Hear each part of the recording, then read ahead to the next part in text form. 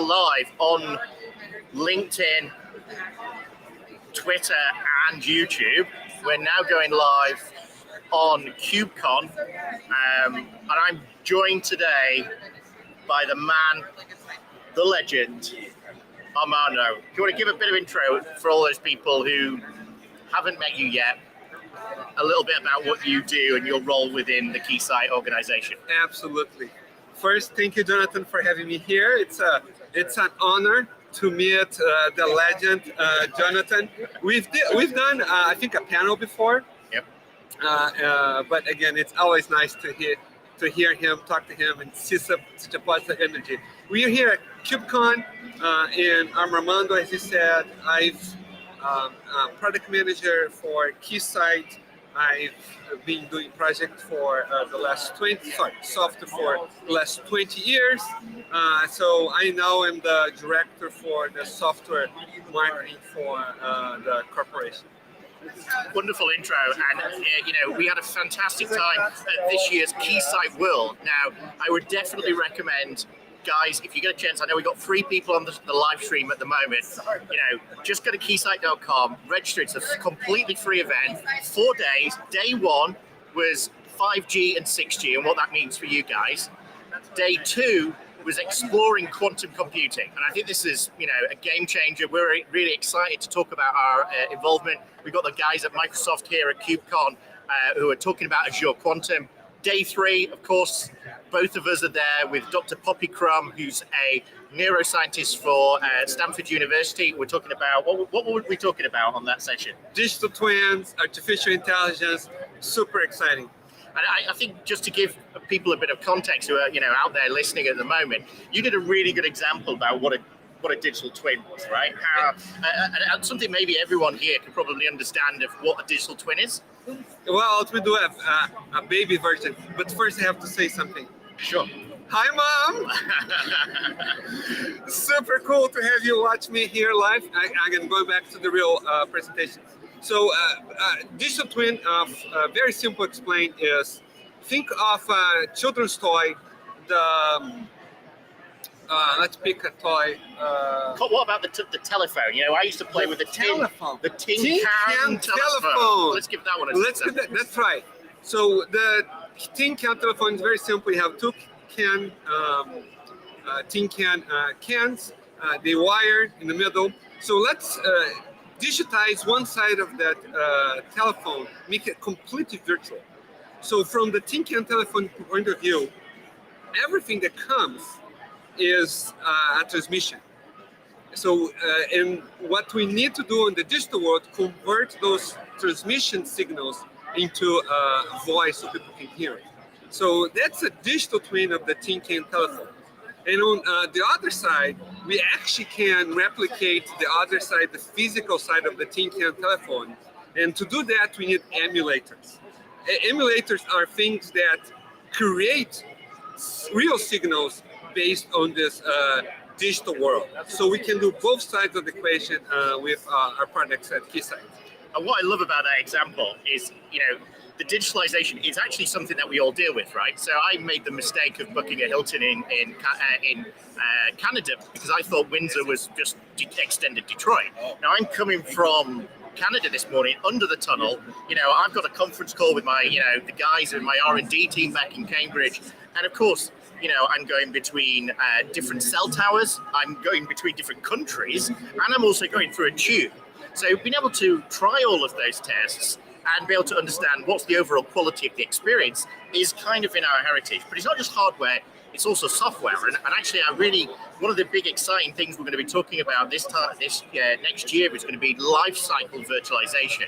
And that's where you bring and combine, just like we talked about, network virtualization, network function virtualization, service virtualization, and application virtualization. And in essence, we're creating not simulators, but emulators of all of the different complex components, because it's so difficult these days. And we know that when we're talking about, KubeCon, right? We've got a huge estate, incredibly complicated. So how do we virtualize those? Of course, there's some great advantages because containerization means that you can run them anywhere in any cloud, and they're kind of cloud agnostic. So it's really powerful, but you have to virtualize those upstream and downstream systems. So that could be cyber robotics, that could be a NASA space shuttle, that could be the metaverse. We just don't know what's in there. And we've got quite a lot of exciting stuff to kind of go through this week. We've got every day we're going to do a kickoff with a live stream, joined by the guys at Keysight. But also we've got Scott Moore coming in, who's going to be talking to us about performance and effective performance engineering and digital twins there. I've got my friend Colton from Gremlin, who's here, who was actually the guy who put together Chaos Engineering for Netflix and Amazon. So that's going to be a really interesting conversation. We've got Dynatrace here. My friend Andy, I kind of met up as the chief evangelist there in Star West a couple of weeks ago, with showing some great stuff around HoloLens and open telemetry. My friend Todd DiCaprio from Splunk. Splunk's also here, so we're going to be talking to the guys at Splunk around open telemetry and consuming that to create digital twins. So really quite an exciting lineup that, kind of plays into the strength of, Keysight's heritage in the hardware space, but also Eggplant, which is a recent acquisition, 2020.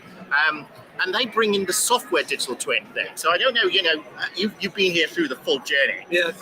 You must see this kind of strength of having both the software and the hardware emulation, right? Yeah, absolutely. Well, think about, I'm going to bring back to your example a second ago. Driving between countries with a cell phone, make sure you have signal all across. That's the Verizon way of testing it. You've probably seen the guy on TV saying, do you have signal? It's working here. Using emulators. You don't want to do that. You don't want to be driving across the country trying to simulate every single situation. That's the power of doing the upstream and downstream, having a simulator so you don't have to drive across the country, or you drive once, record all those signals, and then simulate them back. So you can go much faster, much quicker without spending gas. So that's one example of how emulators help you simulate the world signals so you don't have to be driving between countries. Yeah, and just to that kind of point, I know, back at CES in January, we launched the first ever autonomous vehicle radar emulator. Radar emulator too. Do you want to tell those guys a little bit about that? Because that adds in the ability for that autonomous vehicle to be able to drive and deal with all that sensor information.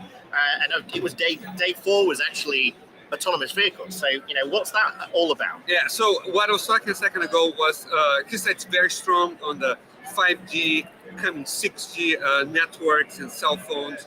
And that's the RF part of the house. As Jonathan mentioned, we're also strong on signals. So on CES, we launched a radar simulator. Cars these days have this thing called LiDAR, radar, so they try to figure out what's ahead of them so they can autonomous drive. And at CES, we released a radar simulator with the same concept. What you can do is drive a car around and capture all the signals and not hit people.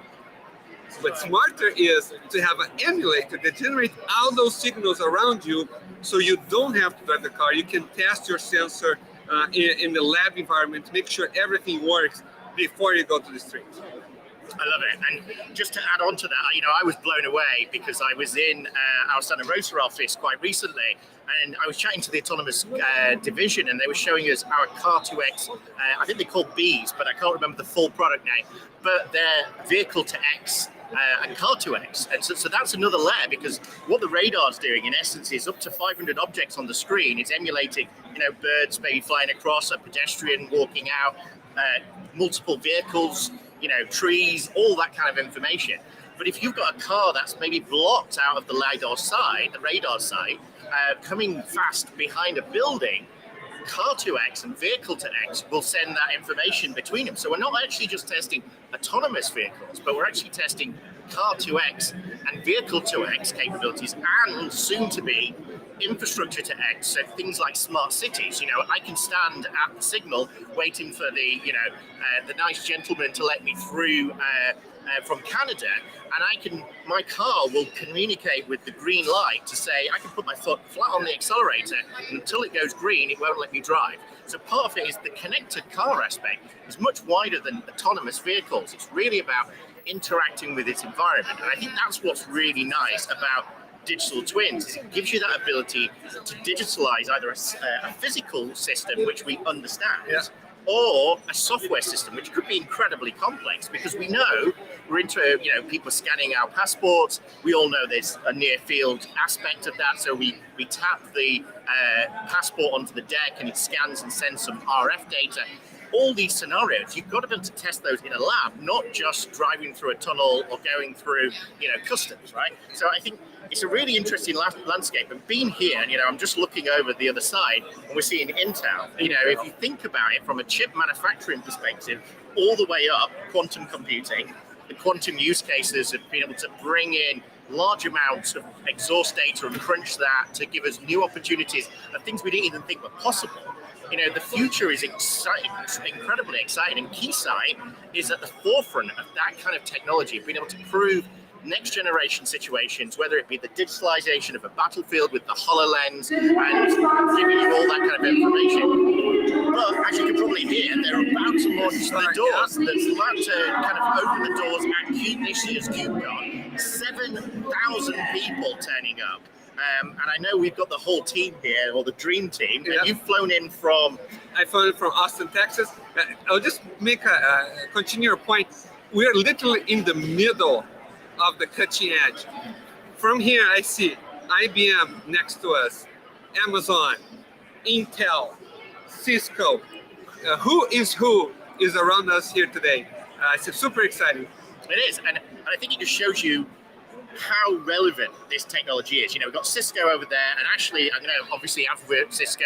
We just launched our ability to do Citrix. So, it gives you a bit of an example. I think people think of secure systems as, well, I'm having to VPN into my secure environment. I'm having to test behind the firewall. It's incredibly complex. Maybe I'm a military or a government secure environment. Citrix, VPN is the future. What's so great about Eggplant is this ability to do non-intrusive testing to access things. And now we've got this Citrix support in Eggplant 6.3 and the latest version of it's really quite exciting that we can test secure desktops as well as web pages. Pretty much, if you can see it, we can test it. Wow, yeah. Well, this Eggplant was very strong with virtual machines. Citrix, I think, is super exciting. In fact, I want to do a webinar with them one of these days, Jonathan, if you can arrange. We will do. I would normally say, well, we'll just walk over there right now, take the camera and ask them. But, they're probably waiting for that wave of people coming in. And, I actually, in a minute, we're going to kind of go into I'm going to bring someone to talk about our new strategic partnership with Source Labs. Part of it is